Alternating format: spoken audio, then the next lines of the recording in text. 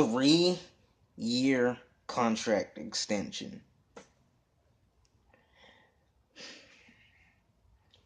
You give that to players who are, you give that to good players, good coaches, good coordinators, good personnel directors.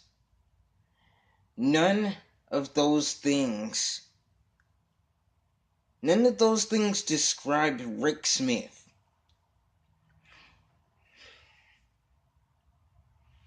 You, the guy's not, I guess and I'm looking at it, it might even be a 4-year contract extension.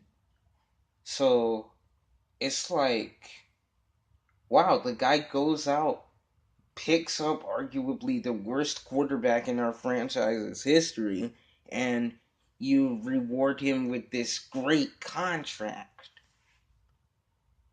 It's like you don't even realize he messed up yet. Like, Bob McNair, this is on you. You messed up. I don't, I understand you had cancer and I'm sorry for you, but I mean, man, you messed up, dude. Really, you did. And it's like, I guess you giving him 4 years to fix his mistakes. You're giving him 4 years to, um, I guess, go out, draft another quarterback, since we wasted too much money on Osweiler. So even if we wanted to, we can go out and get anyone this year. I guess there's Blaine Gabbert. I don't know, dude. Like, we'd have to trade dang near the mother fluffing barn to get someone right now, dude. Like, holy fluff, dude. Holy fluff. It's like we don't realize as an organization we messed up. And then the people out here saying, "Oh well, I think the Texans are going to beat the Colts in Indianapolis." One, we've only beaten the Colts in Indianapolis one time. That was last year, 13-6. Okay, that was 13-6. J.J. Watt was healthy. J.J. Watt's not healthy this year. We have our worst quarterback in franchise history, and you think we're actually gonna win our second game in Indy? Smart. Yeah, it's not gonna happen. I'm not gonna place bets on it, except for food bets, because I principally I never bet money that I don't have. So right now I'm broke, so I'm not gonna bet anything except for food, because I can find a way to buy food. I'll make it happen. I'll make it happen. But it's just like, what? Why? Why? Why? I I honestly never saw what people thought was good in Osweiler. Like, comment down below. Tell me what you saw in Osweiler. Was it, like, without saying he's 6'7"? Okay, leave his height out of it, because you guys, it's like all the time I hear, "Oh well, he's 6'7", and it's like after that you don't really know what to say. But every time I hear that he's 6'7", I don't care that he's 6'7". Okay, you can take your 6'7", and you can take Dak Prescott and wonder who's better. Wonder if it's better that he has height, or if it's better that he knows how to throw and isn't too busy making snow angels, building snow forts, and throwing snowballs instead of a football game. Because, I mean, gosh dang, if you're not too busy thrusting the ball at the dirt, you're too busy skying it over your receiver's head and praying to God that it won't be picked off. I mean, like, what did you guys see? Like, I saw this the whole way. One, like, I've said this multiple times. I said Dak Prescott was gonna be great. You guys thought I was on something. Okay, Dak Prescott is great. We've seen that, but then now we've also seen that, hey, I wasn't wrong with Osweiler. In fact, I was very much right, more so right than I thought I was actually gonna be.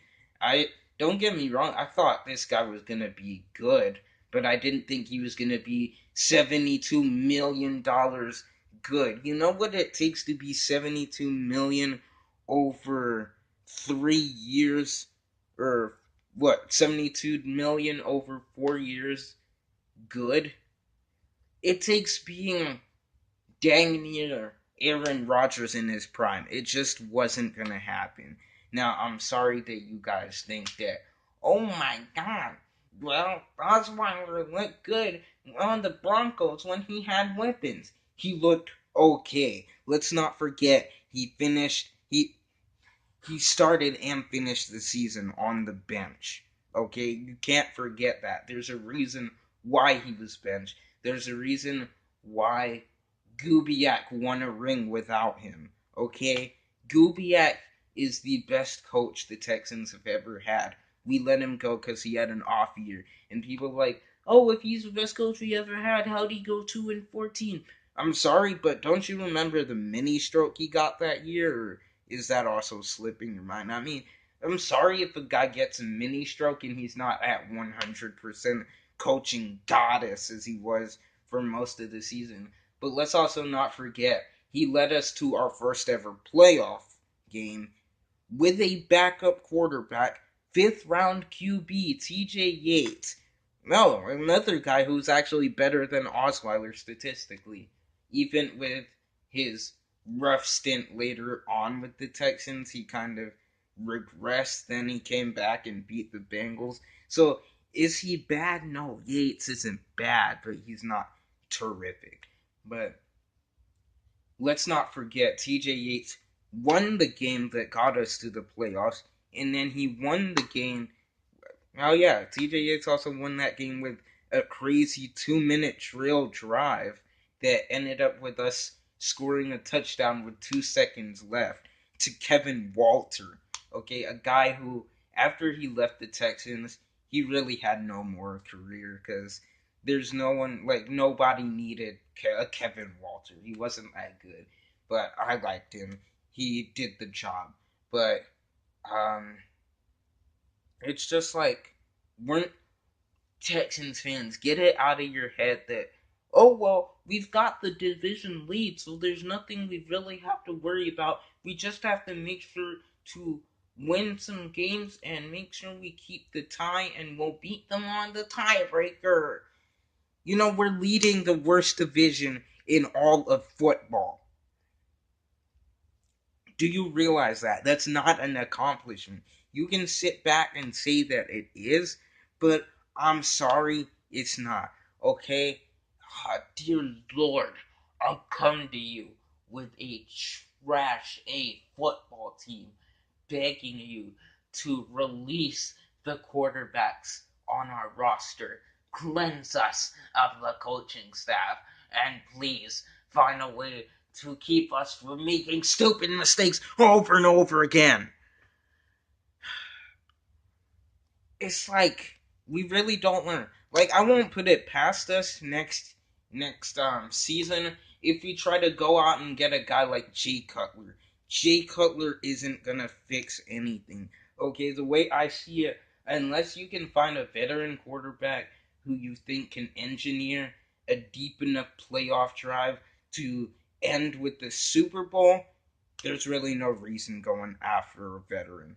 Okay, unless, because the guy's not going to be there for a long time, so he's not going to have the time to develop and try to make that playoff run. So with that said, guys, peace out. Um, I really hope we stop doing stupid stuff. Like, man, I mean, like, now that the Cowboys are looking good, like, what is the Texans fan supposed to do? It's like having a 3 out of 10 girl that is the Houston Texans, and then that solid 9 comes in, and that is the Cowboys. What am I supposed to do? Peace out.